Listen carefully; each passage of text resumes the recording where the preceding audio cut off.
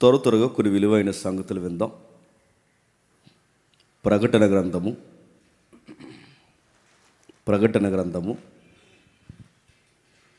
మొదటి అధ్యాయము. ప్రకటన గ్రంథము మొదటి అధ్యాయము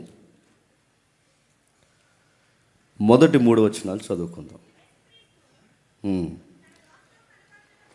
తన దాసులకు కనపరచుటకు దేవుడు ఆయనకు అనుగ్రహించిన ప్రత్యక్షత ఈ సంగతులు త్వరలో సంభవింపనై ఉన్నవి. ఆయన తన దూత ద్వారా వర్తమానము పంపి తన దాసుడైన యోహానుకు వాటిని చూసించెను. అతడు దేవుని వాక్యమును గూర్చి, యేసుక్రీస్తు వారి యొక్క సాక్ష్యమును గూర్చి తాను చూస్తున్నంత మట్టుకు సాక్ష్యమిచ్చను. సమయము సమీపించినది గనక ఈ ప్రవచన వాక్యములు చదువువాడును వాటిని విని ఇందులో రాయబడిన సంగతులను గైకొనువారు ధన్యులు. కొంచెం సౌండ్ తగ్గిస్తాను. కొంచెం ప్రకటన గ్రంథం అనగానే ఎందుకో బైబిల్లో అందరికీ ఒక ప్రత్యేకమైన అభిమానము, భయము. ప్రకటన గ్రంథాన్ని గురించి తెలుసుకోవాలనే ఆసక్తి అందరికి ఉంది, కానీ దాన్ని సరిగ్గా ఇంటర్ప్రిటేషన్ ఇచ్చి అర్థం అయ్యేలా బోధించే వాళ్ళు చాలా తక్కువ మంది అయిపోయారు. నిజానికి ఇది ఒక తేనెపొట్టు లాంటిది ఈ ప్రకటన గ్రంథం. దాన్ని సరిగ్గా మనం అర్థం చేసుకుంటే మన జీవితాలకు చాలా ఆదరణ ఇస్తాయి. లేదంటే అనవసరమైన విషయాలు మనం అర్థం చేసుకుని భయాందోళనకు గురై దాన్ని లేనిపోని వాటితో అప్లై చేస్తూ ప్రకటన గ్రంథం గురించి ఇబ్బంది పడతాం. అందుకే మీకు అర్థం కావడానికి కొన్ని ఇమేజెస్ మేము సిద్ధం చేస్తాం. ఒకసారి మీరు చూడండి, స్క్రీన్ మీద కనబడుతుందా? ఓకే. రెవల్యూషన్ కనబడుతున్న ఈ ప్రకటన గ్రంథాన్ని గురించి కాస్తంత మనం అర్థం చేసుకునే ప్రయత్నం చేస్తే, ప్రకటన గ్రంథాన్ని గురించి మొదటి మాట రాస్తున్నట్టు, యేసుక్రీస్తు తన దాసులకు కనపరచుటకు దేవుడు ఆయనకు అనుగ్రహించిన ప్రత్యక్షత. ఈ సంగతులు త్వరలో సంభవింపనై ఉన్నవి. ఆయన తన దూత ద్వారా వర్తమానము పంపి తన దాసుడైన యోహాను వాటిని చూపిస్తున్నాడు. స్పష్టంగా ఉందా నా మాట అందరికీ? ఓకే, కొంచెం ఇది సౌండ్ పెంచుతారు. ఇదేమన్నా ఓకే. ప్రకటన గ్రంథం అర్థం చేసుకోవడానికి ఎంత కష్టంగా అనిపిస్తుంది అంటే, అందులో తెలియని బొమ్మలు, రూపాలు, బోరలు, కొన్ని అర్థం కాని సంఖ్యలు, వీటిని గూర్చిన ప్రస్తావన వాళ్ళకి చాలా విచిత్రంగా అనిపిస్తుంది. దాన్ని జాగ్రత్తగా మీరు చూడండి. ప్రకటన గ్రంథాన్ని గురించి రాస్తున్నప్పుడు మనకు అర్థం అవడానికి ఊహా చిత్రం. అది పరవశుడయ్యాడట. వాటిని గురించి రాస్తున్నప్పుడు గ్రీకులు ఏమన్నాడంటే ఎపోక్యుపక్ హైనో అంటాడంటే రెవల్యూషన్ ఆఫ్ జీసస్ క్రైస్ట్, అంటే క్రీస్తును గూర్చిన ప్రత్యక్షత. ప్రత్యక్షత అనే పదం ఎక్కడో వింటాం మనం. చూస్తూనే ఉండండి, ప్రత్యక్ష ప్రసారం అంటాం, చూసారా? న్యూస్ ఎప్పుడన్నా మనం చూస్తున్నప్పుడు లైవ్ న్యూస్ వింటాం, చూసారా? ఆ పదం అంటే ప్రత్యక్షత. ప్రత్యక్షత అంటే తన దాసులకు కనపరచడానికి, మొదటి వచనంలో తన దాసులకు దేవుడు కనపరచడానికి లైవ్ ఇస్తున్నాడు. ఎవరికి లైవ్ ఇస్తున్నాడు? యోహాను గారు. ఇది సరాసరి ఎక్కడి నుంచి టెలికాస్ట్ అవుతుందంటే పరలోకం నుండి. ఆ లైవ్ ఏ 3D 2D 5D అంటే ఏ పిక్చర్లో అది డిస్ప్లే అవుతుందంటే 3D అంటే 3 డైమెన్షన్లో యోహాను చూస్తున్నాడు. నిజానికి మానవ నేత్రాలకి అవి కనబడవు. అదృశ్య లోకం మనకు కనబడదు. అది పరిశుద్ధాత్ముడి సహాయము, దేవుని యొక్క ఆవరణ, ఆవేశం ఆ భక్తుల మీదకి, ప్రవక్తల మీదకి దేవుడు కుమ్మరించినప్పుడు ఆ అదృశ్య లోకాన్ని కూడా చూసేవారు. దాన్ని అంటున్నందుకే ప్రత్యక్షత. ప్రత్యక్షత ఫుట్ నోట్లు ఇచ్చిన మొదటి వచనానికి యేసుక్రీస్తు ప్రత్యక్షణ దగ్గర కింద ఇచ్చాడు చూడండి. ఫుట్ నోట్లో ప్రకటన. ప్రకటన అంటే ఏంటి చెప్పండి? ప్రత్యక్షత. ప్రత్యక్షత అంటే ప్రకటన. ప్రకటన అనగానే ప్రత్యక్షత. ప్రత్యక్షత అంటే మనకు అర్థమయ్యే పదం లైవ్. యోహాను గారికి దేవుడు లైవ్లో చూపిస్తున్నాడు. ఏం లైవ్లో చూపిస్తున్నాడు? మొదటి వచనం, యేసుక్రీస్తు ఏంటంట? యేసుక్రీస్తు లైవ్లో కొన్ని సంగతులు చూపిస్తున్నాడు. ప్రశ్న, యేసుక్రీస్తు అంటే ఏంటి? యేసు అంటే రక్షకుడు, క్రీస్తు అంటే అభిషక్తుడు. అంటే యేసు అంటే రక్షకుడైన అభిషక్తుడైన వారు, యేసుక్రీస్తు వారైన అంటే బాగానండి రక్షకుడైన అభిషక్తుడైన వాడు యోహాను గారికి లైవ్ ఇస్తున్నాడు. మీకు లైవ్ ఇక్కడ సూర్యసాలు ఇస్తున్నారు తమ్ముళ్ళు. ఇలా లైవ్ ఇవ్వడం కదంటే యోహాను గారికి ఆ పర్మిషన్ ఇచ్చి చూపిస్తున్నది ఎవరంటే ప్రభు అయిన యేసుక్రీస్తు వరకు చెప్తున్నాడు. రక్షకుడైన అభిషక్తుడైన అంటే రక్షకుడు అభిషక్తుడైన వాడు ఒక మానవుడికి ప్రత్యక్షత లైవ్లో చూపిస్తున్నాడు. ఇంకా ఏం చెప్తున్నాడు? ఆ లైవ్లోకి తీసుకెళ్ళాడట. ఈ సంగతులు త్వరలో సంభవింపనై ఉన్నవి. చదవండి ఎవరైనా స్పీడ్గా. ఈ సంగతులు త్వరలో సంభవింపనై ఉన్నవని ఆయన తన దూత ద్వారా వర్తమానము పంపి తన దాసుడైన యోహానుకి, మీరు చదవండి ఎవరైనా. Very good. ఎవరు? యోహాన్లా చదువుతున్నావు, సూపర్. చదవండి.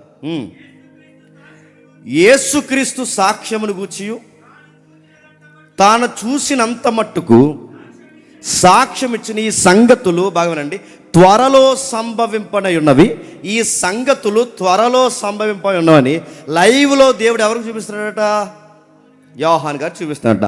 త్వరలో అంటే ఈ సంగతులు ఎవరి ద్వారా చూస్తున్నాడంటే యోహాను గారు చెప్పాలి.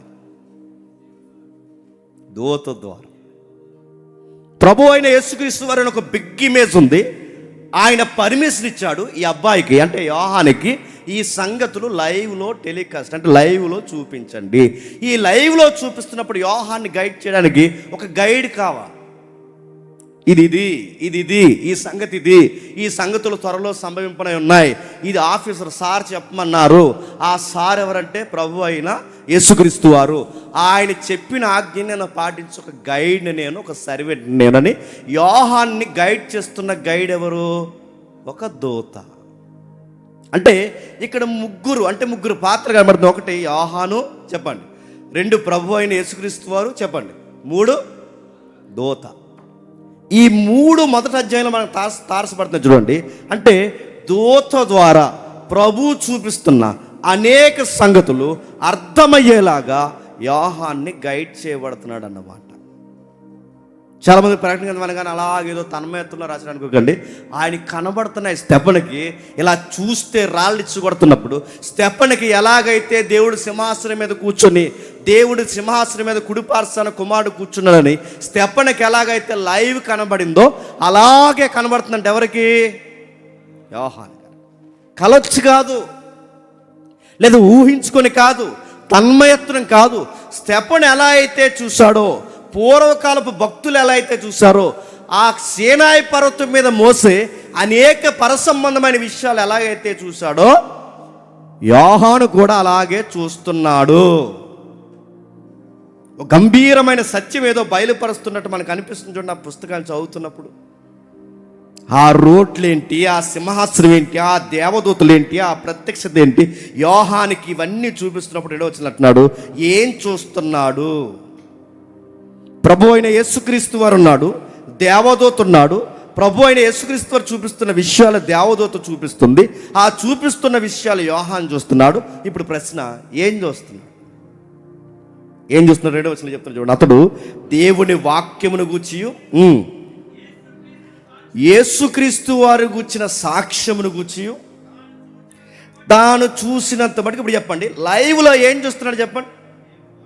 దేవుని వాక్యాన్ని గూర్చి. ఆయన లైవ్లో ఏం చూస్తున్నాడు చెప్పండి? పునరుద్ధానం చెందిన ఒక గంభీరమైన స్వభావం కలిగిన చెప్పండి యేసుక్రీస్తుని ఆయన లైవ్లో ఏం చేస్తున్నాడు? ఒక వాక్యాన్ని గురించి చూస్తున్నాడు. 2, ఆ చూస్తున్నవాడు ఇంకేం చూస్తున్నాడంటే క్రీస్తుని గురించి చూస్తున్నాడు. ఈ చూసిన సంగతులు ఏమంటున్నాడు చూడండి. యేసుక్రీస్తుని గురించి తాను చూసినంత మట్టుకు ఇది ఆయన చూస్తున్న ప్రాముఖ్యమైన అంటే ఒకటి వాక్యాన్ని చూస్తున్నాడు, రెండు క్రీస్తుని చూస్తున్నాడంటే ఈ క్రీస్తునే సెంటర్ ఆఫ్ అట్రాక్షన్గా దేవుడు చూపిస్తూ దైవం తనను తాను కనపరుచుకుంటూ సంఘాలకి సమాజానికి ఏం జరగబోతుందో యోహానుకి చూపిస్తున్నాడు. ఆ జరుగుతున్న సంగతులు ధ్యానిస్తున్నప్పుడు అక్కడ అంటున్నాడు, ఇది ఎవరికయ్యా అంటే తన దాసులకు. ఇది ఎవరి కోసమయ్యా అంటే తన దాసులకు దేవుడు అనుగ్రహించే లైవ్. అంటే యోహానుకి ప్రభు అయిన యేసుక్రీస్తు వారు పర్మిషన్ ఇస్తే, ఆ పర్మిషన్ ఇచ్చిన దాన్ని దేవదూత చూపిస్తే, ఆ దేవదూత చూసిన ఏదైతే వార్త ఉందో ఆ ప్రత్యక్షత ప్రసారాన్ని ఇప్పుడు మనం చూస్తున్నాం ఈ సెమినార్. ఆయనేమో యోహానుకు చూపించాడు, యోహానేమో ప్రకటన గ్రంథాన్ని రాశాడు. ఈ రాయబడిన సంగతిని ఇప్పుడు లెటర్స్లో ఈరోజు మనం చూడబోతున్నాం. ఇది ఎవరికి బయలుపరచబడింది అయ్యా అంటే తన దాసులకు, తన నమ్మిన వారికి, వాక్యానికి, ప్రభు అయిన యేసుక్రీస్తు వారికి విలువనిస్తున్న వారికి రాయబడిన సంగతులు అంటూ రాస్తున్నా. చూడండి, సమయము సమీపించుచున్నది కనుక ఈ రాయబడిన, ఇదొక్కటే కాదు బైబిల్ మొత్తానికి రాయబడిన ఈ ప్రవచన వాక్యములు చదువువాడు వాటిని గైకొని ఇందులో రాయబడిన సంగతులను గైకొనివాడు ధన్యుడు. ఆగుదాం, బాగా వినాలి. ఈ సంగతులు గైకొని ఎవడైతే అర్థం చేసుకుంటాడో, ఈ బోధింపబడిన సంగతులు ఎవరి బుర్రకైతే ఎక్కుతాయో, ఎవరైతే జీర్ణించుకుంటారో, వాటిని గైకొని దాని ప్రకారం ఎవరైతే బతుకుతారో వాడు ధన్యజీవి. ఇప్పుడు చెప్పండి, ధన్యతకు సంబంధించిన పరిశీలన స్టార్ట్ చేశామన్నమాట. మాట మీకు అర్థమవుతూనే లేదు. ధన్యతను కూర్చంటే ఇది ఎంత ధన్యత అంటే యోహానుకిచ్చిన ధన్యతనకి యోహానుకే కాదు, నీకు నాకు ఇచ్చాడన్నమాట. ఈ గ్రంథాన్ని చదవడం ఒక ధన్యత, ఈ గ్రంథాన్ని అర్థం చేసుకుని ఒక ధన్యత, ఆ అర్థం చేసుకున్న దాన్ని పాటించడం ఒక ధన్యత. నా జీవితానికి ధన్యత ఏముందంటే ఈ ఏడాదులు 1,00,000 వచ్చింది, 2 లక్షలు వచ్చినాయి కాదు. నాకు ధన్యత ఏదన్నా ఉందంటే ఇదిగో ఈ సంగతులు నాకు అర్థమయ్యాయి, దీని ప్రకారం నేను సిద్ధం అవ్వాలని నాకు అర్థమవుతుంది. ఎందుకంటే టైం అయిపోతుంది, సమయము సమీపిస్తుంది. టైం అంటే ఈ టైంకి ఏజ్ అయిపోతుంది. ప్రభు అయిన యేసుక్రీస్తు వారు ఇక నేడో రేపో రాబోతున్నాడు. గడియలు ప్రారంభమైపోయాయి. 2000 సంవత్సరాల క్రితమే సమయం అయిపోతే ఇప్పుడు ఇక మొత్తానికి అయిపోయింది, టయానికే టైం అయిపోయింది. 2000 సంవత్సరాలకే టైం అయిపోయింది, సమయం సమీపిస్తుందంటే ఇప్పుడు ఏమనాలి? చావు కంచుని, ప్రమాదానికి అంచున, ఇంకా చెప్పాలంటే ఉగ్రతకి ముంగుర్తులో ఇంకా దగ్గరగా ఉన్నామన్నమాట. అందుకు ఈ సంగతులు బయలుపరుస్తున్నాడు. అందుకే తన దాసులకు కనపరచకు దేవుడు అనుగ్రహించిన ఒక లైవ్ న్యూస్ ఇది. చూస్తూనే ఉండమన్నాడు యోహాన్ని. చూస్తున్న వాటిని యోహాను చూస్తూనే ఉండిపోకు, నీ కలం తీసుకుని చెప్పండి, రాయ్. నెక్స్ట్ జనరేషన్కి తెలియాలి, ఏం జరగబోతుందో తెలియాలి. ఈ పరిస్థితులు నీలాంటి వారు ఎవరైతే ఉన్నారో వాళ్ళందరికీ ఈ సంగతులు అర్థం కావాలి. ఈవెన్ 2026 సెమినార్లో కూర్చున్న ప్రతి ఒక్కరికి అర్థం అవ్వాలి. రాయ్, వాటిని రాస్తున్నాడు. ఆ రాస్తున్న సంగతుల గురించి ఇక్కడ రాస్తూ ప్రకటన గ్రంథంలో ఆ పైన ఒక మాట రాస్తున్నాడు చూడండి, యోహాను రాసిన, చెప్పండి, ప్రకటన గ్రంథం. కొంచెం జాగ్రత్త పరిశీలిద్దాం. యోహాను రాసిన ప్రకటన గ్రంథం. ఇప్పుడు ప్రశ్న అడుగుతున్నాను, ఏంటి యోహాను ప్రత్యేకత? గ్రంథంలోకి వెళ్ళే ముందు దీని గురించి తెలుసుకునే ప్రయత్నం చేద్దాం. ఏంటి యోహాను ప్రత్యేకత? ఏముంది దీని గురించి? 12 మంది శిష్యులు ఉండగా ఈయనకే ఎందుకు దేవుళ్ళ ఇవి ఇచ్చాడు? అరే, పేతురున్నాడు, యాకోబున్నాడు, మత్తయి ఉన్నాడు, నతానియేలు ఉన్నాడు, ఇంకా సీమోన్ అనే మరొక సీమోన్ ఉన్నాడు. ఇలా రకరకాల 12 మంది 11 మంది శిష్యులుంటే ఈ 12 మందిలోనే యోహానుకే ఎందుకు ఈ ధన్యత ఇచ్చాడు అంటే 12 మందిలో సంథింగ్ స్పెషల్ అన్న మాట. ఈయన 12 మందిలో దేవుడికి చాలా ప్రియమైపోయాడు. ఇంతకీ ఏంటి ఈయన గురించి కాస్తంత ఈయన యొక్క డేటా మనం తెలుసుకునే ప్రయత్నం చేద్దాం. ప్రభు అయిన యేసుక్రీస్తు వారి పరిచర్యలో యేసుక్రీస్తు వారి పరిచర్యలు ఈ 12 మంది గురించి రాస్తున్నప్పుడు ఇందులో ఈయన గురించి ప్రభు అయిన పరిచర్యలో యోహానుకంటూ ఒక ప్రత్యేకత ఉంది. ఆయన యేసు చేత ప్రేమింపబడిన శిష్యుడు. రెండవది, ఆయన యేసు చేత ప్రేమపడిన శిష్యుడే కాదు, యోహాను గారికి ఉన్న ప్రత్యక్షత ఏంటంటే వీళ్ళందరిలో కాస్తంత రైటింగ్ బాగా ఎరిగిన వాడు ఎవరు చెప్పండి? మంచి రైటర్ ఆయన. అంటే బాగా రాస్తున్నాడంటే బాగా చెప్పండి చదువుకున్నాడు. అంటే ఇప్పుడు బాగా రాస్తున్నాడు, బాగా చదువుకుంటున్నాడు అంటే ఇంతకీ ఎంప్లాయ్ లైఫ్ ఏంటి? వీళ్ళకి ప్రత్యేకించి వీళ్ళకి ఎక్కడో ఉద్యోగాలు ప్రభుత్వాల కింద చేయట్లేదు, కానీ వీళ్ళకి ఓన్ బిజినెస్ ఉంది, వీళ్ళకి సొంత వ్యాపారం ఉంది. వాళ్ళ సొంత వ్యాపారం ఏంటంటే వాళ్ళకి చాలా బోట్స్ ఉంటాయి. అంటే ఈ చేపలు పట్టే బోట్లు ఉంటాయి చూసారా, వీళ్ళకి చాలా బోట్లు ఉంటాయి. వీళ్ళు డబ్బున్న వాళ్ళు. ఎంత డబ్బున్న వాళ్ళు అంటే వీళ్ళ నాన్నగారికి బోట్లు అంటే చేపలు బట్టి బోట్లు రెంట్కి ఇచ్చి అలాంటి బిజినెస్ బాగా చేస్తారు. వీళ్ళు ఎంత బిజినెస్లో డెవలప్ అయిన వారంటే వీళ్ళ దగ్గరే కొంతమంది కూలోళ్ళు పనిచేస్తారు. అంటే వీళ్ళు డబ్బులు ఉన్న వాళ్ళు కాదు చెప్పండి, ఇతరులకు కూడా వీళ్ళు జీతాలు ఇస్తారంటే కాస్త డబ్బులు ఉన్న వాళ్ళే. ఇలాంటి ఆయనకి ఇంకా ఏం గుణగుణాలు ఉన్నాయంటే వీళ్ళ పరిచర్య చేయడానికి ముందు యోహాను గారి గురించి రాస్తున్నప్పుడు ఏమంటున్నాడంటే సరిగ్గా మత్తయి సువార్తలో ఈయన తారసపడుతుంటాడు. మనకి ఒకసారి చూద్దాం మత్తయి సువార్త త్వరగా ఇదేంటి అని తెలుసుకునే ప్రయత్నం చేద్దాం. మత్తయి సువార్త 4వ అధ్యాయం, మత్తయి సువార్త 4వ అధ్యాయం 20వ వచనం. మత్తయి సువార్త 4వ అధ్యాయం 20వ వచనం.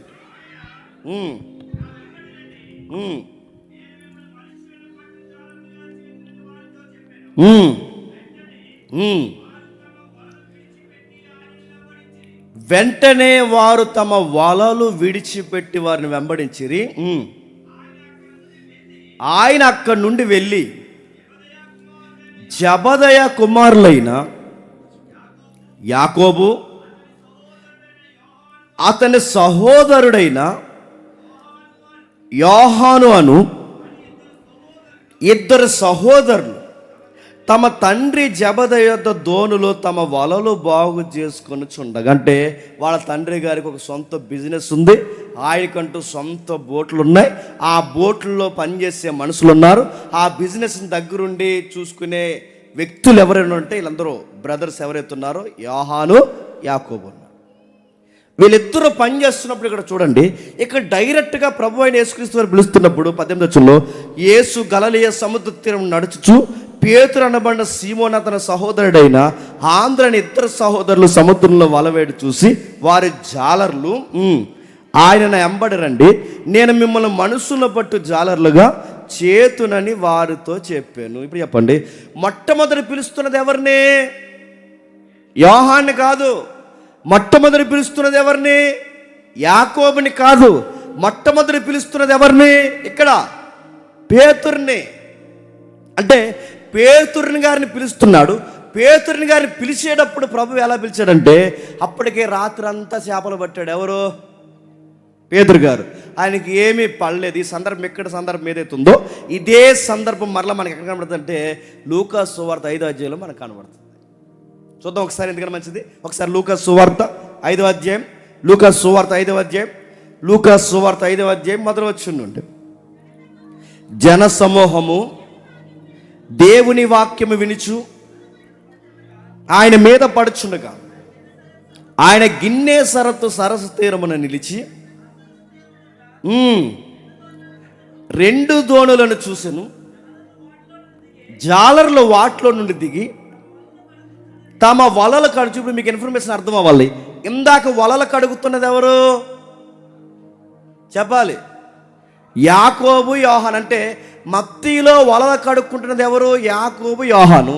ఆ యాకోబు యోహాను ఇక్కడ ఏమని రాస్తున్నాడు? వాళ్ళు జాలర్లు, వాళ్ళు చేపలు పట్టే వాళ్ళు జాలర్లు.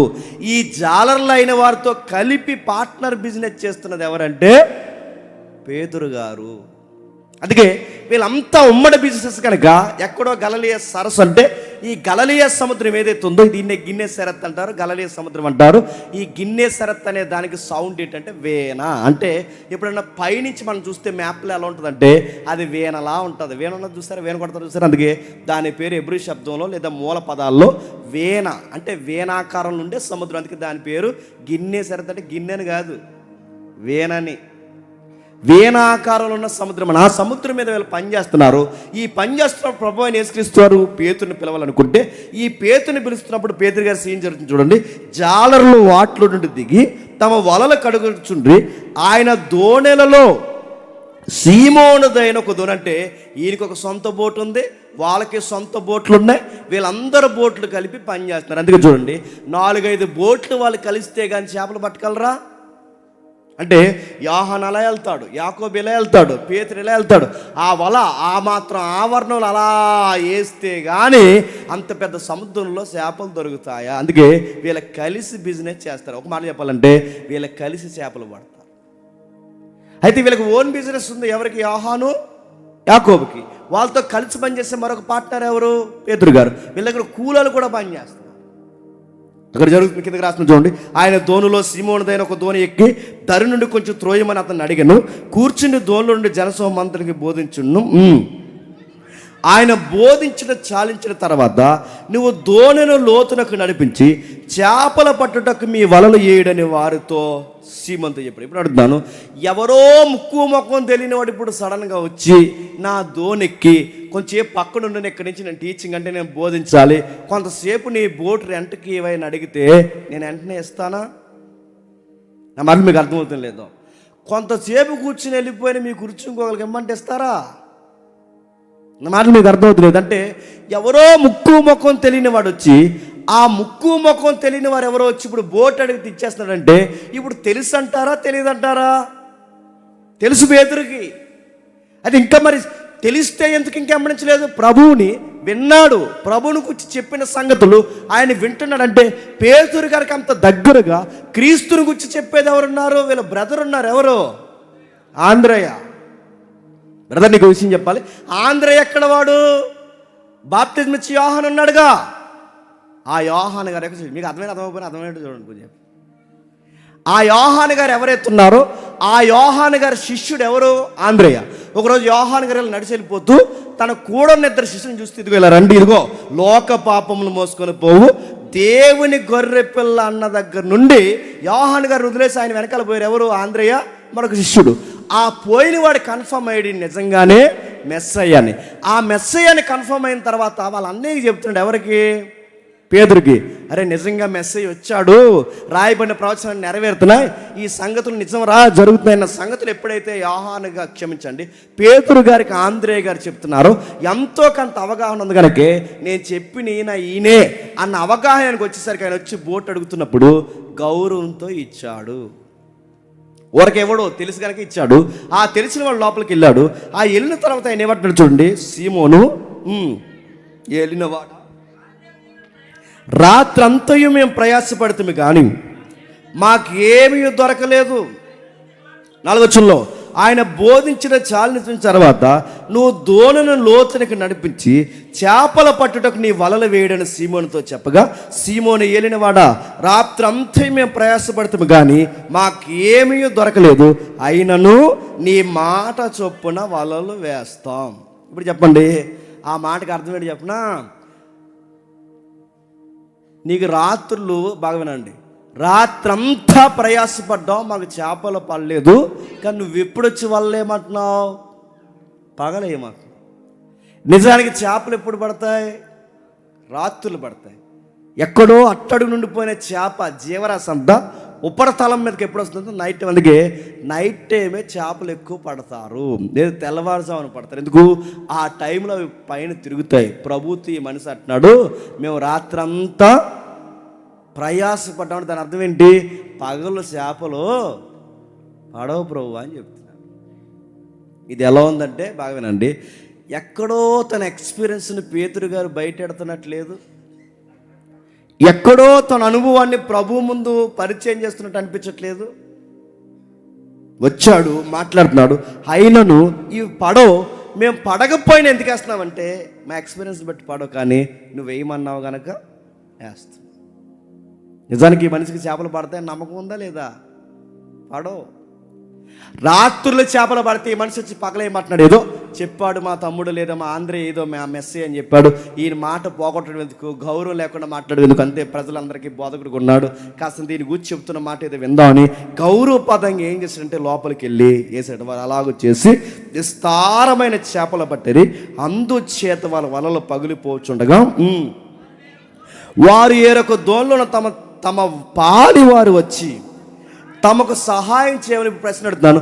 పాలివారంటే ఇక్కడ ఎవరు? అదే చెప్పండి, ఎవరు? యోహాను, యాకోబు. ఇప్పుడు పేతురికి పాలివారంటే సహోద్యోగులు. రెండో మాట దగ్గరోళ్ళని కూడా ఉన్న అర్థం అక్కడ. ఒక మాట చెప్పాలంటే పేతురు గారికి ఏదో బీరకాయ పీసు చుట్టాలు ఉన్నారంటే ఎవరు? ఈ యాకోబు, యోహాను, పేతురు. వీళ్ళకేదో చుట్టరకం ఉందట. వీళ్ళకి చుట్టరకమే కాదు, మరో మాట ఏంటంటే వీళ్ళు కలిసి పనిచేస్తారంటే వాళ్ళు పాలివారు. ఇప్పుడు చెప్పండి, ప్రభు అయిన యేసుక్రీస్తు వారు ప్రభు అయిన యేసుక్రీస్తు వారు పేతుర్ని పిలవడానికి వెళ్ళినప్పుడు అక్కడ ఒక సీన్ జరుగుతుంది. ఆయన బోర్డు తీసుకున్నాడు, ప్రభు మాట్లాడుతున్నాడు. ఆ ప్రభు మాట్లాడిన తర్వాత మెసేజ్ అంతా అయిపోయింది. అప్పటికే రాత్రి అంతా నిద్రలేని మొహం ఎలా ఉంటుందండి? ఎలా ఉంటుంది? రాత్రి పనిచేసిన అడగండి, చూస్తారు. అదో రకంగా ఆ టైంలో ఏది పడుతుంది మాట్లాడడం అనుకోండి, ఎలా ఉంటుంది చెప్పండి? తిక్కలేసిపోద్ది. రాత్రంతా నిద్ర లేని దగ్గరికి వెళ్ళి ఇది ఈ కాగితం ఇక్కడ ఎందుకుంది, ఆ మొక్క ఇక్కడ ఎందుకుంది అంటే నువ్వు ఎట్టు అంటాడు. పెడతాడు ఫీల్ అవుతారు. ఎందుకంటే వాళ్ళు రాత్రంతా కష్టపడ్డారు. ఇప్పుడు రాత్రంతా కష్టపడిన పేతు దగ్గరికి వచ్చి బోట్ లోపలికి వెళ్ళు, వాళ్ళు ఎక్కడై అంటే ఎంత ఓపుకుంటారు. అసలు ఈ మనిషి కోపం ఎక్కువ. ఎవరికి? మాట్లాడితే ఎవరితో అన్నా మాట్లాడే ముందు రెండు తగిలించి మాట్లాడతాడు. ఆయన నచ్చకపోతే కొడతాడు. అసలు వెనక ముందు ఆలోచించడు. ఎదురుగుండదు పోలీసుడైనా కొడతాడు.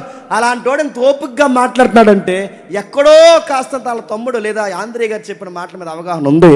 ఈయన మెస్సయ్య ఆ మాటలు పెట్టి వేశాడు. వారి వలలు పగిలిపోయట, విస్తారమైన చేపలు రాసి పడిపోయిందట. ఎవరో ఒక పాస్టర్ గారు చాలా కాలం క్రితం చనిపోయారు. ఆయన అన్న మంచి మాట ఏంటంటే అదే సీన్లో మనం ఉంటేనట విస్తారమైన ఇంత విస్తారమైన చేపలు రాసి పడితే అదే సీన్లో మనం ఉంటేనట గంగం డ్యాన్స్ చేసేవాళ్ళం అంట. అర్థమవుతుందండి. రెండు చేతులు పెట్టేస్తారు కదా. అంటే అదే జీవరాశి, అది బాగుండి, అదే విస్తారమైన జీవరాశి చేపలు కొట్టి మనకు పడితే మనం ఏం చేస్తాం? సెటిల్ అయిపోతాం. అప్పులు పోతాయి, తెప్పలు పోతాయి. రేపు నుంచి జాలరగా సముద్రంలోకి వెళ్ళాల్సిన పని లేదు. ఇంత విస్తారమైన చేపలు రాసి పడినప్పుడు పేతురు గారు, ప్రవ్వా నువ్వు గొప్పవాడివి, ఇంత విస్తారమైన చేపలు రాసి పడేసావు, తిండికి పూట కూడికి కనీసం అప్పులు తీర్చలేక ఎంత మదన పడుతున్న మాకు ఒక్క చేప పడని మాకు ఇంత విస్తారమైన చేపలు రాసి ఇచ్చావే, నీకు మహిమ కలుగును గాక అంటే బాగుంది అనుకుండా ఆయన ఏమన్నా తెలుసా? నేను పాపిని మాట్లాడుతాను చూడండి. అనగా వారి పట్టిన చేపల అతడు పైకి చూడండి 8వ వచనంలో సీమోను పేతురు చూసి యేసు మోకాలు ఎదురు సాగిలపడి, ప్రభువా నన్ను విడిచిపోమ్ము, నేను పాపాత్ముణ్ణి. ఇప్పుడు చెప్పండి, శిష్యులు ఎలా పడతారో యేసుక్రీస్తు వారి దగ్గరికి రాలేదు. ఎలా వచ్చారు చెప్పండి? తప్పులు ఒప్పుకొని, పాపాన్ని ఒప్పుకొని, వాళ్ళు అంటున్న మాట పశ్చాత్తాపడుతూ మేము పాపాత్ములం. అద్భుతాలు జరిగితే సంకలు కొట్టుకోవట్లేదు. వాళ్ళు ఏం చేస్తున్నారు చెప్పండి? పాపులు అని ఒప్పుకుంటున్నారు. ఇప్పుడు అద్భుతాలు జరిగితే ఏం చేస్తున్నారు? వెళ్ళరా మైక్ ఇవ్వండి, ఇలా పైకి చెప్పు, నీకేం జరిగింది చెప్పంటే ఇంట్లో ఎలకలు ఎక్కువైపోయినాయండి, ప్రార్థన చేస్తాం. చెప్పండి, దేవుడు 3 పిల్లిని పంపించాడండి. నడుతున్నాను. వాళ్ళ అద్భుతం జరిగితే పశ్చాత్తాపడ్డారు. వాళ్ళ అద్భుతం జరిగితే పాపాత్మను ఒప్పుకున్నారు. ఇప్పుడు అద్భుతాలనే పేరు మీద పబ్లిసిటీ చేస్తున్నారు. అద్భుతాలు జరిగిన చరిత్రలో పాత నిబంధన నుంచి కొత్త నిబంధన వరకు అద్భుతం ఎక్కడ జరిగినా దేవుడికి ప్రాధాయపడి మేము ఏ పాటి వారి మన చేతులు ఎత్తి దేవుడికి దండం పెట్టేశారు. కానీ ఈరోజు పబ్లిసిటీలు చేయించుకుంటున్నారు. పేతురు గారు ఎప్పుడైతే ఆయన పశ్చాత్తాపడిన తర్వాత ఎలానగా వారి పట్టిన చేపల రాశికి అతడు అగుపరిచిన వారందరికీ విస్మయముందరి. అలాగ సీమునితో కూడా పాలువారైన జబదయ కుమారులకు యోహానును యాకోబును విస్మయం ఉంది. అందుకు యేసు, భయపడకండి, ఎప్పటి నుండి మీరు చేపలు పట్టారు, ఎప్పటి నుండి నేను మిమ్మల్ని మనుషులను పెట్టే జాలరుగా తయారు చేస్తాను, నా వెంబడి రండి అన్నప్పుడు వచ్చాడేవో చెప్పండి. పేతురుని పిలుస్తున్నప్పుడు పేతురుకు జరిగిన అద్భుతాలు చూసి విస్మయం ఉంది. పేతురుతో పాటు వెనకాల వచ్చిన వ్యక్తి ఎవరు? మన స్టడీలో వ్యక్తి చెప్పండి, యోహాను గారు. ఈయనెవరు? జాలరి. ఈయనెవరు? వ్యాపారస్తుడు. ఈయనెవరు? ఇద్దరు అన్నదమ్ముల యొక్క కుటుంబంలో ఉన్నవాడు. ఇతను ఎవరు? తండ్రి బిజినెస్ని దగ్గరుండి చూసుకునేవాడు. ఇతను ఎవడు? అద్భుతం చూసి పేతురుతో పాటు ఈయన గొప్పవాడని చెప్పి చేపలు కాదు పట్టాల్సింది, మనుషులు పట్టాలని కూడా వచ్చిన గొప్ప వ్యక్తి చెప్పండి, యోహాను గారు. అలా వచ్చాడు యోహాను గారు. ఆ వచ్చిన యోహాను ప్రభు చేత పట్టబడిన తర్వాత దేవుని పరిచర్లో ఆదరింపబడుతున్నప్పుడు సుమారు ఆయన 3 పత్రికలు రాశాడు. ఎన్ని? 3 పత్రికలు. ఆ 3 పత్రికలతో పాటు ఒక సువార్త రాశాడు. ఆ సువార్తతో పాటు చెప్పండి ఒక ప్రకటన గ్రంథం రాశాడు. ఈయన గురించి అర్థం కాకుండా ముందుకెళ్ళడం నాకు ఇష్టం లేక ఇంత వివరిస్తున్నాను. ఒకటి ఆయన గురించి రాస్తున్నాడు చూడండి. మొట్టమొదటి ఆయన రాసింది తెలుసా? యోహాను సువార్త. ఏం రాశాడు? యోహాను సువార్త. ఆ యోహాను సువార్త సుమారు క్రీస్తు శకం 85 నుంచి 90, 85 నుంచి 90 ఏడి అంటారు. ఏడి అంటే అనోఢోనమీ, అంటే దాని అర్థం ఏంటంటే క్రీస్తు అంటే ప్రభు అయిన యేసుక్రీస్తు వారు మనతో ఉన్న సంవత్సరం అని అర్థం. అంటే 85 నుంచి 90 ప్రభు అయిన యేసుక్రీస్తు వారిని గురించిన సువార్త, మొట్టమొదటి సువార్త ఆయన జీవితంలో రాసుకున్న సువార్త యోహాను సువార్త. అందులో 21 అధ్యాయాలు. ఆ 21 అధ్యాయాల్లో చివరి అధ్యాయంలో ఒక ప్రత్యేకత ఉంది. ఏమని ఒక్కసారి చూద్దామా? యోహాను సువార్త 21వ అధ్యాయం 20 వచ్చినాడు త్వరగా. యోహాను సువార్త 21వ అధ్యాయం 20 వచ్చిండు.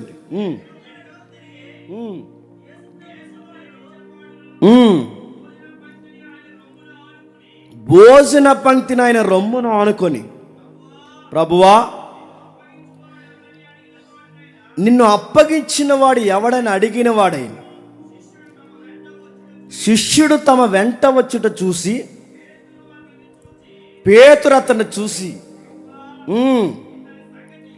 ఇతని సంగతి ఏమగునని అడిగిన. ఇప్పుడు బాగుండండి, రొమ్మును ఆనుకుంటున్నది ఎవరు?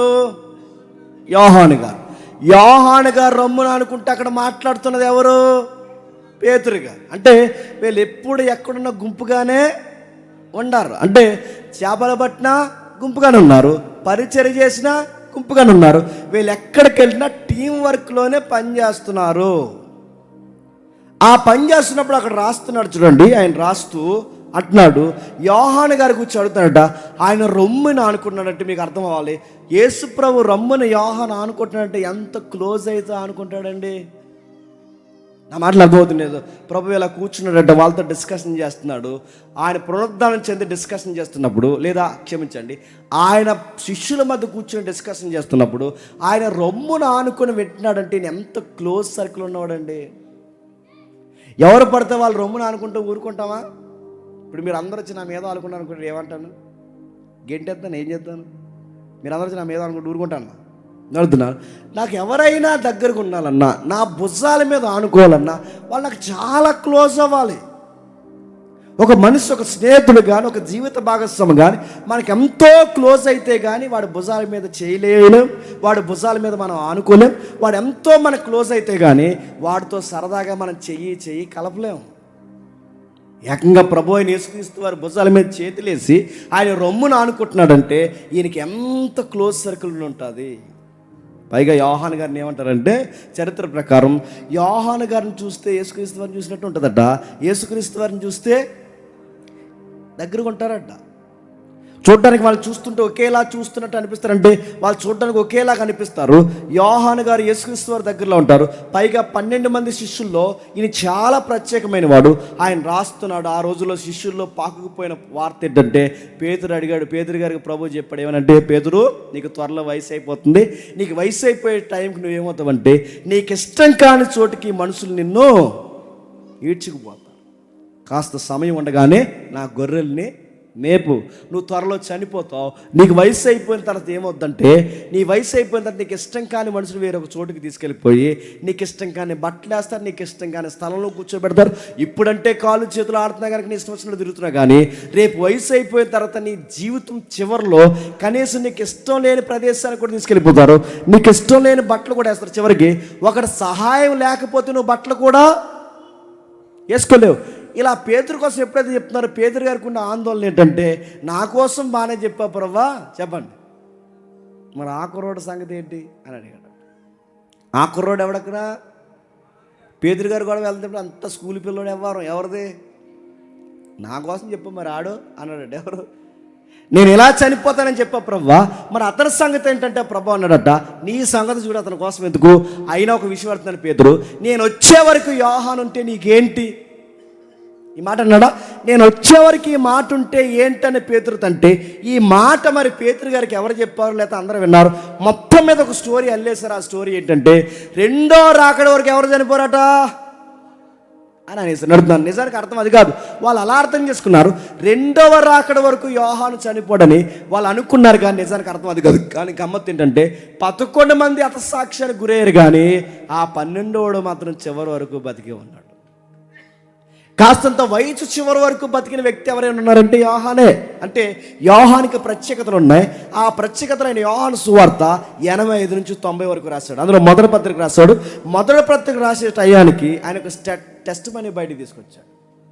ఆయన టెస్ట్ మనీ ఏంటంటే 90 అంటే 7, బాగా వినాలి. మొదటి పత్రిక 90లో రాస్తున్నాడు. ఈ 97లో రాస్తూ ఆయన ప్రత్యేకమైన ఒక టెస్ట్ మనీ బయటపెడతాడు, అనుభవాన్ని బయట పెడతాడు. మొదటి యోహాను పత్రిక 5వ అధ్యాయం 20వ వచనం. మొదటి యోహాను పత్రిక 5వ అధ్యాయం 20వ వచనం. మొదటి యోహాను పత్రిక 5వ అధ్యాయం 20వ వచనం.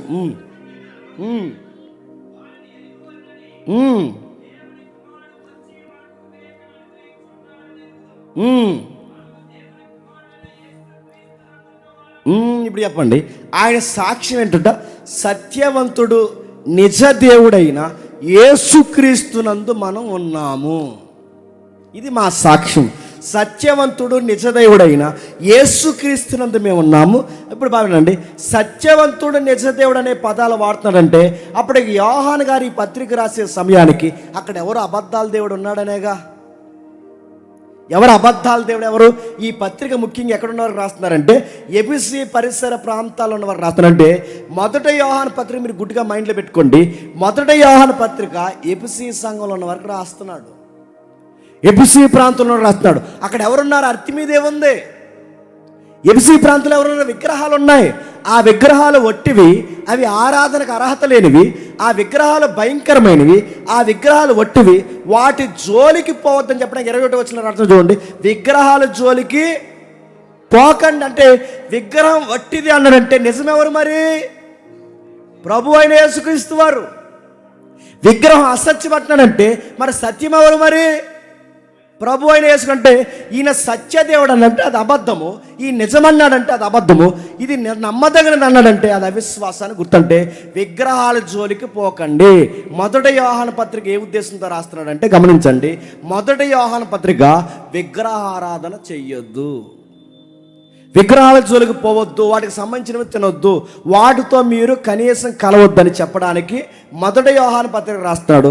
ఇక రెండో యోహాను పత్రిక ఎందుకు రాస్తున్నాడు అంటే, ప్రభు అయిన యేసుక్రీస్తు వారు ఆ రోజుల్లో శరీరధారిగా రాలేదని చెప్పే వంచుకులు బయలుదేరిపోయారట.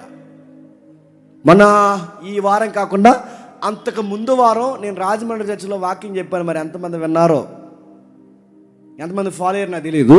ఆ రోజుల్లో డోస్టిజం అనే ఒక తెగ ఉంది, నాస్టిజం అనే ఒక తెగ ఉంది.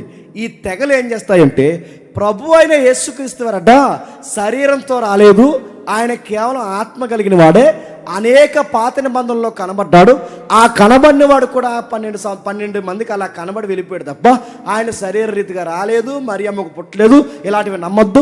మెస్సయ్య మానవుడిగా రాలేదని ఒక దుర్బోధ ప్రారంభమైపోయిందట. ఆ దుర్బోధన దయచేసి ఎవరు నమ్మొద్దు.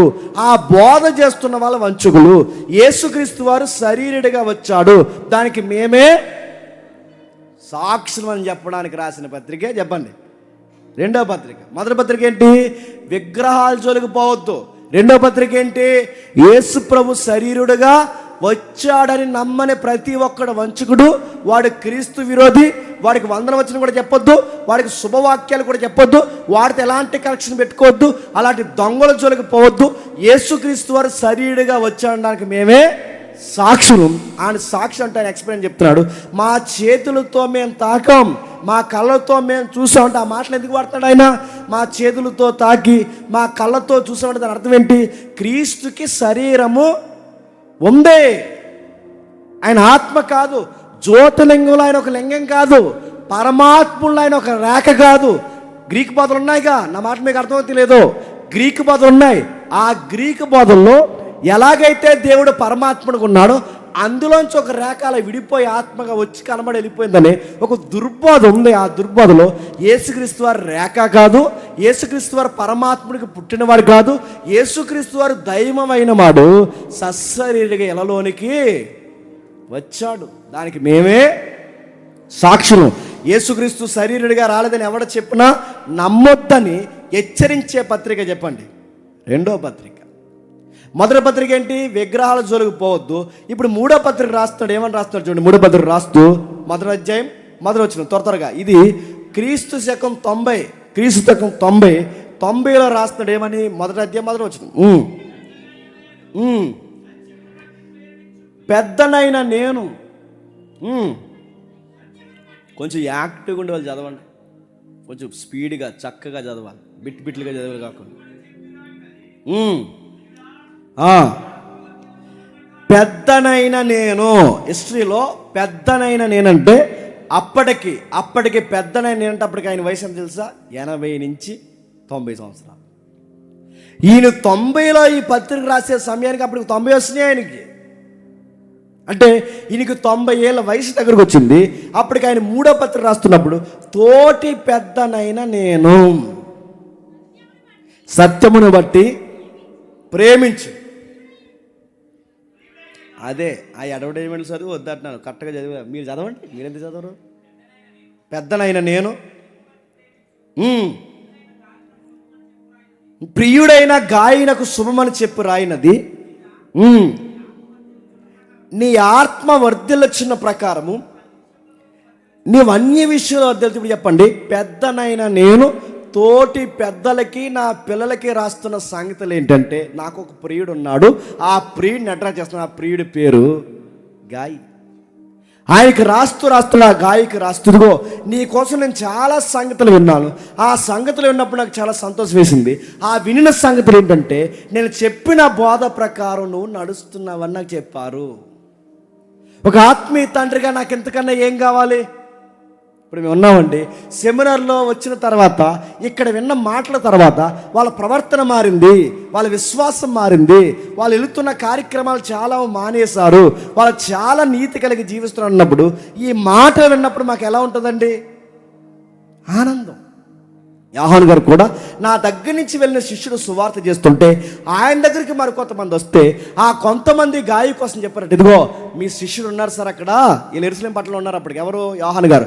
మీ శిష్యుడు ఉన్నారు సార్, ఎంత భక్తి కలిగిన వాడండి, ఎంత ప్రేమ కలిగిన వాడు, ఎంత ఆదరిస్తాడండి.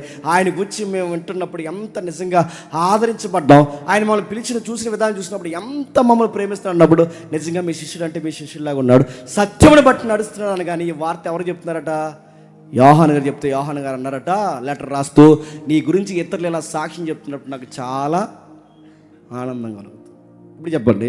మొదటి యోహాను పత్రిక చెప్పండి, విగ్రహాలు జోలికిపోవద్దు. రెండవ యోహాను పత్రిక చెప్పాలి, క్రీస్తు శరీరధారుడిగా రాలేదన్నవాడు క్రీస్తు విరోధి, వాడి జోలికి మీరు పోవద్దు, దానికి మేమే సాక్షులు. ఇప్పుడు మూడవది రాస్తున్న తోటి పెద్దనైన నేను నా పిల్లల వాక్యంలో నడుచుకుంటున్నప్పుడు నాకు ఆనందం కలిగింది. కాకపోతే సంఘంలో కొన్ని చీడపురుగులు ఉంటాయి, ఆ చీడపురుగులతో జాగ్రత్తగా ఉండు నాన్న, నీ భక్తిని చెడగొడతాను రాసిన పత్రికే మూడో పత్రిక. ఇప్పుడు బాగా వినండి. ఈ 3 పత్రికల తర్వాత ఇప్పుడు మనకు వస్తున్న మాట ప్రకటన గ్రంథం. ఏంటది? ఇప్పుడు చెప్పాలి. యోహాను గారు రాస్తున్న ప్రకటన సరిగ్గా ఆ టైంలో 90 నుంచి 96, అంటే క్రీస్తు శకం 90 నుంచి 96. అప్పటికి ఆయన వయసు ఎంత? 90. ఆయన వయసు 80 నుంచి 90 ఏళ్ళు అటు ఇటుగా ఉంటాయి. ఆయనకి 80 నుంచి 90 ఏళ్ళు ఉన్నప్పుడు సరిగ్గా క్రీస్తకం 90-96 మధ్యలో ప్రకటన గ్రంథం రాస్తున్నాడు. నా మాటలు మీకు అర్థమవుతుంది. మరలా ఒకసారి నేను ముగిస్తాను త్వరగా. 1 యోహాను సువార్త చెప్పండి. ప్రభు అయిన యేసుక్రీస్తు వారిని గురించి స్థిరపరుస్తూ ఆయన యొక్క పరిచర్లో చూసిన అద్భుతాల గురించి రాశాడు. 1 యోహాను పత్రిక చెప్పండి, విగ్రహాల జోలికి పోవద్దన్నాడు. 2 యోహాను పత్రిక చెప్పండి, క్రీస్తు విరోధులతో జాగ్రత్తమన్నాడు. 3 యోహాను పత్రిక చెప్పండి, నా ప్రియులు, నా సహోదరులు, నా పిల్లలైన వారు జాగ్రత్తగా ఉండండి, దొంగలు ఉన్నారు సంఘంలో, ఆ పెద్దలతో జాగ్రత్త, వాళ్ళ కొరుకు పుండి కన్నా ప్రమాదం అని వాళ్ళని స్థిరపరచిన 3 పత్రిక రాసి ఇప్పుడు 4వ పత్రిక రాస్తాను. ఎందుకు రాస్తున్నాడంటే ఆసియాలో ఉన్న 7 సంఘాలకు రాస్తున్నాడు. ఏంటంట అయిమే చూపించుందా, ఆసియాలో ఉన్న 7 సంఘాలకి, ఆసియాలో ఏ సంఘాలు ఎత్తున్నావో ఆ సంఘాలకి రాస్తున్నాడు. ఆసియాలో ఉన్న 7 సంఘాలకే కాదు, ఇంకా ఏంటంటే తన సొంత ప్రజలైన యూదులకి, ఇశ్రాయేలుకి రాస్తున్నాడు. ఎక్కడి నుండి రాస్తున్నాడు బాగునాలి, ఎక్కడి నుండి రాస్తున్నాడు? పద్మాసు ద్వీపం నుంచి రాస్తున్నాడు. మీరు ఆ మ్యాప్ చూడండి, త్వరగా మనం ముగిద్దాం. ఆయన ఎక్కడి నుండి రాస్తున్నాడు? పద్మాసు ద్వీపంలో ఉన్నాడు. ఆ సంఘాలు చూపించు, నాకేం కనబడలేదు, నాకు చూపించు. అది ఆయన చూస్తున్న విషయం చూడండి. ఈ పద్మాసు ద్వీపం సుమారు గ్రీకుల ఆధీనంలో, బాగా వినాలి కొంచెం జాగ్రత్తగా, వెళ్తున్నాం ఇంకా ప్రకటన గ్రంథంలోనికి. గ్రీకుల ఆధీనంలో, ఆ తర్వాత రోమీల ఆధీనంలో సుమారు 1100 ద్వీపాలు ఉండేవట, దీవులు. మీకు అర్థం కావాలంటే మనకి అండమాన్ దీవి ఉంది చూసారా, అలాంటి దీవి. ఆ అండమాన్ దీవి ఎలాంటి దీవి అయితే తప్పు చేసిన వారిని తీసుకెళ్ళి ఎలాంటి దొంగల్ని ఎలాగైతే అండమాన్ దీవులో బ్రిటిష్ వారు పడేసేవారో, ఆ రోజుల్లో రోమా ప్రభుత్వానికి ఎవరైనా వ్యతిరేకంగా పనిచేస్తే ఆ పని చేసిన వారిని భయంకరమైన పనిష్మెంట్ ఇవ్వడానికి సముద్రం మధ్యలో ఉన్న దీపంలో పడేసేవారు. ఆ దీపాల్లో 1100 దీపాల్లో ఒక దీపమే పద్మాసు దీపం. ఆ పద్మాసు దీపానికి బాగుండండి. అక్కడి నుంచి ఆయన లెటర్ రాస్తాడంటే ఈ 3 పత్రికలు అంటే ఆయన బయటను రాశాడు. యోహాను సువార్త బయటను రాశాడు. ఈ యోహాను సువార్త కానీ 3 పత్రికలు బయటను రాస్తే ఈ ప్రకటన గ్రంథం మాత్రం ఎక్కడి నుంచి రాస్తున్నాడు? దీపం నుంచి రాస్తున్నాడు. ఆ నిలబడిన ఆయన చూపించండి, నాకు చూపించండి. ఆ నిలబడిన ఆయన ఎవరైతున్నాడో ఆ నిలబడిన ఆయన 7 సంఘాలు రాస్తున్నాడు. అందులో మొదటి సంఘం ఎఫెసీ. గమ్మత్తడి చెప్తున్నా, ఈ దీపం నుంచి ఎఫెసీ సంఘానికి దూరం ఎంత తెలుసా? 100 కిలోమీటర్లు. అంటే ఈ రోజుల్లో ఉన్న ట్రావెల్ కానీ, ఈ రోజుల్లో ఉన్న వాహన సదుపాయం కానీ లేని రోజుల్లో దీపం నుంచి ఇప్పుడు ఎఫెసీ సంఘానికి లెటర్ రాస్తున్నాడు. ఎంత కత్తి మీద సామండి అక్కడ లెటర్ వెళ్ళాలంటే. ఎవడైనా సముద్రం ఈదుకుని వస్తాడా? ఆ లెటర్ పట్టుకుని వెళతాడా? అసలు అదంతా ఎలా జరుగుంటుంది? ఆ రాసిన పత్రిక అంటే ఈ దీపంలో ఉన్న పత్రిక ఏదైతే ఉందో మెడిటేరియన్ సీతో కలిసిపోయిన మన సముద్రం ఉంది, ఎలాజం సముద్రం అని, ఆ సముద్రంలో ఉన్న ఆ దీపం నుంచి ఇక్కడి నుంచి ప్రకటన గ్రంథం ఆ సంఘాలకు వెళితే కానీ ఈరోజు నీకు నాకు ప్రకటన గ్రంథం ఉంటుందా? నీకు అర్థమవుతుంది లేదు దాని గ్రావిటీ. 100 కిలోమీటర్ల దూరంలో ఉన్న ఎఫెసీ సంఘానికి వెళ్ళాలి. ఎఫెసీ సంఘం నుంచి లెటర్ మళ్ళీ మరొక సంఘానికి వెళ్ళాలి. అక్కడి నుంచి మరొక సంఘం. అంటే ఇవన్నీ మిళితమైన సంఘాలు.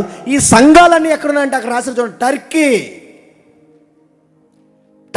Turkey capital Istanbul. ఇవన్నీ నేను ఎందుకు చెప్తానంటే ప్రకటన గ్రంథం అనేది ఊహాజనకంగా రాసింది కాదు, ఎవరు అనుకుని రాసింది కాదు. చాలామంది ప్రకటన గ్రంథాన్ని తప్పుపట్టడానికి యోహాను ఒక కథల పుస్తకం రాసేసాడు.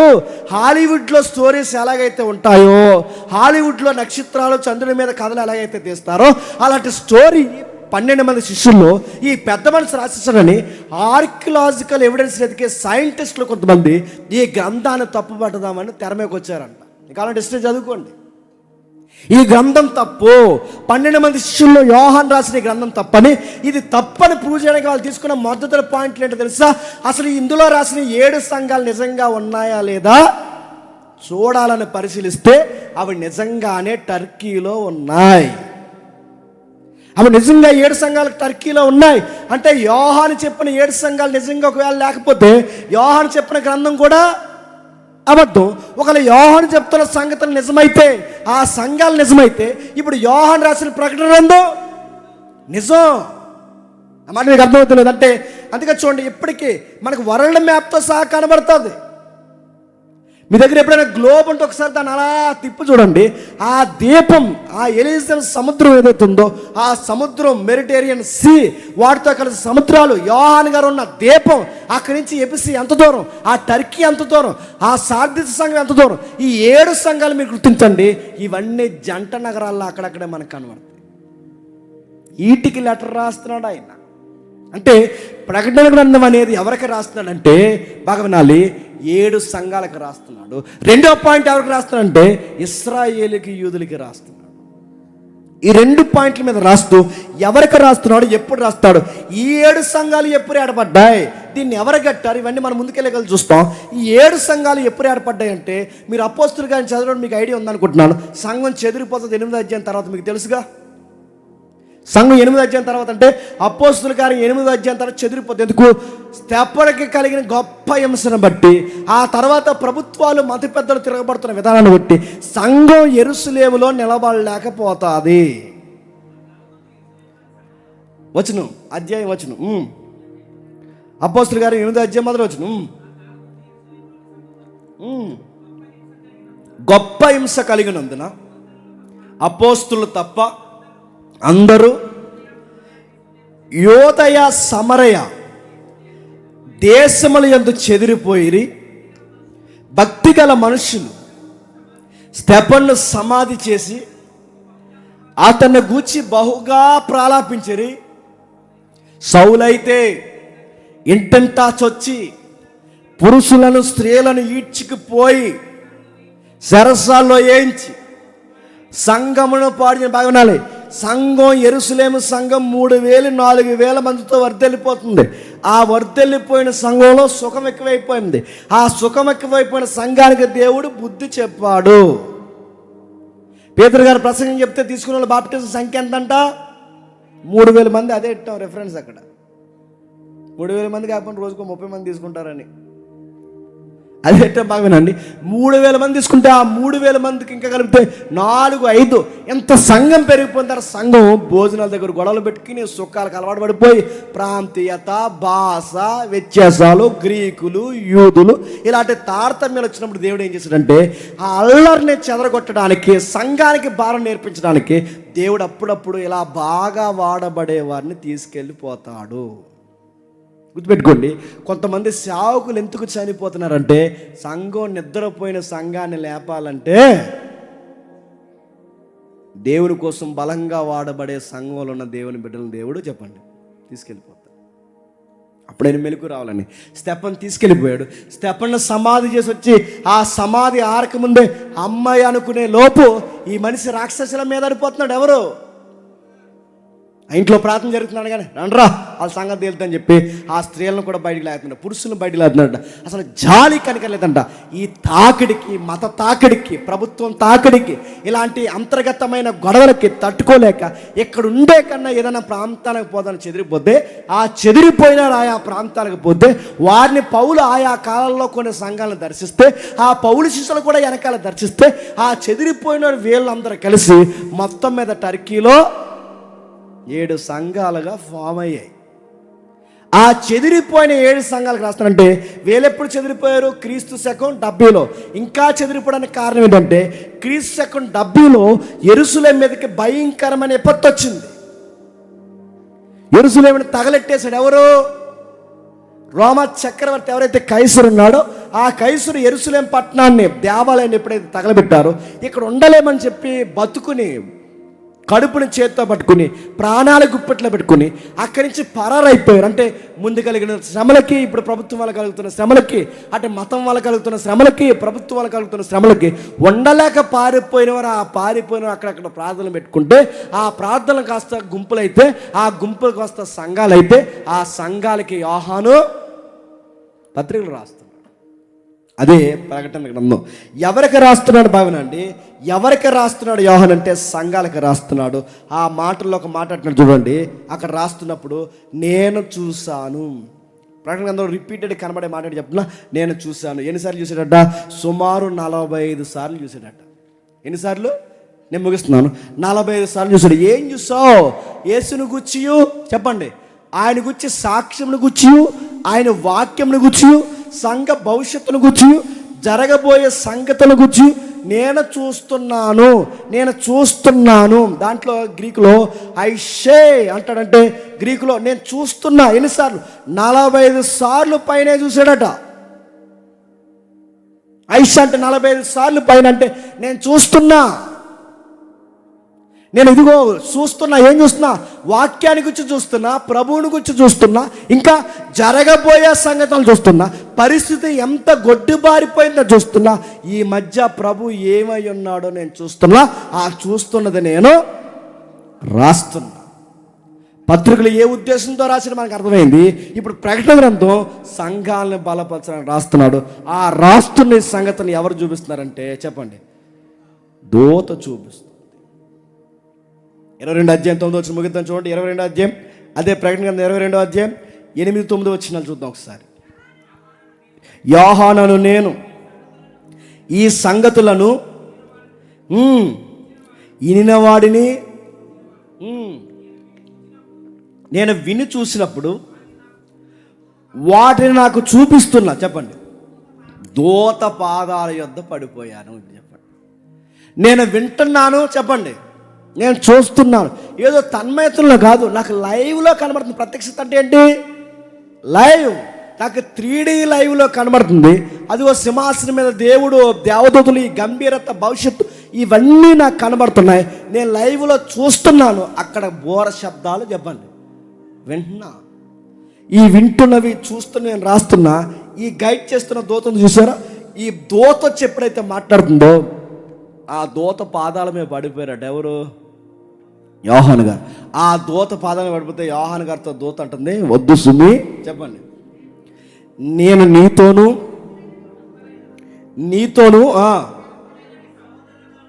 ఎవరు? ప్రవక్తలైన నీ సహోదరులతోనూ ఈ గ్రంథమందు వాక్యములను గైకొని వారితోనూ సహదాసుడను. ఇప్పుడు చెప్పండి, దాని అర్థం ఏంటి చెప్పండి? మీరు భూమి మీద దేవునికి దాసులు. చెప్పండి, మేము పరలోకంలో దేవుని దాసులు. మేమేమో ఇక్కడ దాసులు. చెప్పండి, మీరు భూమి మీద దాసులు. మీరు సర్వీస్ భూమి మీద చేస్తారో, మేము సర్వీస్ చెప్పండి పరలోకంలో చేస్తాం. మీ సర్వీస్ ఆయన గురించి ప్రకటించడం, మా సర్వీస్ ఏంటంటే ఆయన గురించి ప్రకటించడము, ఆయన స్తుతించడం.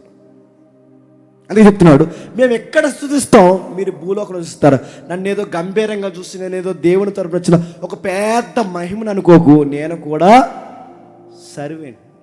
ఇప్పుడు చెప్పండి, కనబడుతున్న దేవదూత యోహాను గారిని గైడ్ చేస్తున్నప్పుడు యోహాను గారితో ఆ దేవదూత అంటుంది, నేను కూడా మీలాంటి చెప్పండి దాసుని. ప్రభువు కనబడుతున్నాడు, ప్రభు కొన్ని విషయాలు చూపిస్తున్నాడు. ఆ చూపిస్తున్న సంగతుల్ని యోహాను చేయబట్టుకుని దేవదూత తీసుకెళ్తే, ఇక్కడ ఈ సంగతులు చూడు, అక్కడ ఆ సంగతులు చూడు, ఆ జరగబోయే సంగతులు చూడు, ఈ సింహాసనం చూడు, 24 మంది పెద్దలను చూడు, ఆ పులిని చూడు, మనిషి ఆకారాన్ని పోలిన ఆకారాన్ని చూడు. ఇవన్నీ దూత చూపిస్తుంది. ఇవన్నీ చూపిస్తున్నప్పుడు దూత పాదాల మీద పడిపోయాడు. ఎవరు? యోహాను గారు. అప్పుడు అన్నాడు, నువ్వు దయచేసి పడవద్దు, ఎందుకంటే ఆయన చెప్పాడు, నన్ను చూపించమన్నాడు, నేను చూపిస్తున్నాను. నేను ఎలా అంటున్నానంటే, మీరు భూమి మీద దేవుని దాసులు, మేము పరలోకంలో దేవుని దాసులు. మీరైనా నేనైనా దేవునికి దాసులు, నన్ను ఎక్కువ చేయొద్దు అన్నాడు. ఇలా ప్రకటన గ్రంథం నడుస్తుంది. ఇలాంటి టైంలో, ఇలాంటి పరిస్థితుల మధ్య ఈ ప్రకటన గ్రంథం రాయబడింది. అర్థమవుతుందిగా? యోహాను గారు అంటే ఎవరన్నది మనకు అర్థమవుతుంది. యోహాను గారి యొక్క తాలూకా అడ్రస్ లెట్టు మనకు అర్థమవుతున్నాయి. ఎలాంటి పరిస్థితుల్లో ప్రకటన గ్రంథం రాసిన మనకు అర్థమవుతుంది. ఎందుకు రాస్తున్నాడు, ఏం చూస్తున్నాడో మనకు అర్థమవుతుంది. గమ్మత్తు ఏంటంటే, ఈ ప్రకటన గ్రంథంలో రాస్తున్న సంగతులు ఆల్రెడీ చాలా సంగతులు పాత నిబంధనలో ఉన్నాయి. కాకపోతే ఇది ఎందుకు అంత హైలైట్ కనబడుతుంది అంటే, అది చివరి పుస్తకం కనుక. యోహాను గారు ఏదైతే చెప్తాడో అప్పటికే బిలాం చెప్పాడు. బిలాము గారు ఏదైతే చెప్తున్నాడో అప్పటికి అబ్రహాం చెప్పాడు. అబ్రహాం గారు ఏదైతే చెప్పాడు అప్పటికి యాకోబు చెప్పాడు. యాకోబు గారు ఏదైతే చెప్పాడు అక్కడ యోసేపు చెప్పాడు. ఇంకెవరు చెప్పారు? కీర్తనకారులు చెప్పాడు, దానియేలు చెప్పాడు, పేతురు చెప్పాడు, పౌలు చెప్పాడు, యోధా చెప్పాడు, మలాక చెప్పాడు, ఏవేలు చెప్పాడు, యెహెజ్కేలు చెప్పాడు, యెషయా చెప్పాడు. అంటే నీకు ప్రకటన గ్రంథం ఒక పట్టాన్ని అర్థం కావాలి అంటే ఎందుకు అర్థం అవ్వట్లేదంటే, ఈ చివరి పుస్తకం అర్థం కావాలంటే ముందున్న పుస్తకాల మీద ఎంతో కొంత చెప్పండి అవగాహన ఉండాలి. అప్పుడు ఈ బుక్ నీకు అర్థమవుతుంది. నువ్వు లాంగ్ చంపే ప్రకటన గ్రంథంలో చేస్తే నీకు పులి కనబడుతుంది అందులో. నువ్వు లాంగ్ చంపి అక్కడికి వస్తే ఆ భాష వర్ణన నీకు అర్థం కాదు. అవన్నీ నడుపుతాను. ఆయన నిలువు టంగి ధరించుకున్నాడు, ఆయన నడుముకి కట్టుకోవాల్సిన నడుము కట్టుకోవాల్సిన దట్టి ఆయన రొమ్ములకు కట్టుకున్నాడు, ఆయన కిరీటం పెట్టుకున్నాడు, ఆయనకి రాజధనం ఉంది. ఈ పదాలన్నీ నీకు అర్థం కావాలి అంటే దీని ముందున్న గ్రంథాల మీద అవగాహన ఉండాలి. ఎందుకు అలా వర్ణిస్తున్నాడు? అపరంజిని పోలినవాడు, ఆయన కళ్ళు అగ్ని నేత్రాల్లో ఉన్నాయి, ఆయన పాదములు ఇదిగో చాలా పుటం వేయబడినట్టున్నాయి, ఆయన రంగు లేదా ఆయన యొక్క వెలుగు సూర్యప్రకాశం కన్నా ఎక్కువగా ఉంది. ఆమేనని వాడు, నమ్మకమైన వాడు, సత్య సాక్షి. ఈ కూర్పు, ఈ పదాలన్నీ అర్థం కావాలి అంటే కాస్త ముందొచ్చిన దర్శనాల సంగతి కూడా మనకు చెప్పండి, తెలియాలి. ఈ స్పేస్మెంట్ మనకు అర్థమైతే ప్రకటన గ్రంథంలో ట్రావెల్ చేయడం చెప్పండి, చాలా ఈజీ. నన్ను అడిగితే ప్రకటన గ్రంథం అంత కష్టమేం కాదు. ఎప్పుడు కష్టం చెప్పినా ఆ ముందున్న వాళ్ళ దర్శనం అర్థం కాకపోతే కష్టం. ఇది మనకు అర్థమైతే చెప్పండి, ఆ ముందున్న సంగతులు మనకు అర్థమైతే చాలా విషయాలు మనకి చెప్పండి అలా పువ్వు విడిపోయినట్టు విడిపోతాయి. వినడానికి మీరు సిద్ధమైతే చెప్పండి, చెప్పడానికి నేను సిద్ధం. నా గొంతు పోయింది, నా ముక్కు పోయింది, నా నిద్ర పోయింది, నాకు అన్నీ పోయినాయి. అయినా కానీ నేను ప్రిపేర్ అయ్యి రాత్రి పగలు కూర్చొని ప్రిపేర్ అయ్యి ఏం చెప్పాలంటే నా మనసు ప్రకటన గ్రంథం మీదకే లాగింది. నేను చెప్తా, చాలా పెద్ద నోట్స్ నేను తయారు చేసుకుని వచ్చాను. మీరు ఎంత బాగా వింటే అంత డీప్గా మనం స్టడీ చేస్తాం. దేవుడు మిమ్మల్ని దీవించును గాక. ఆమేన్, ఆమేన్, ఆమేన్.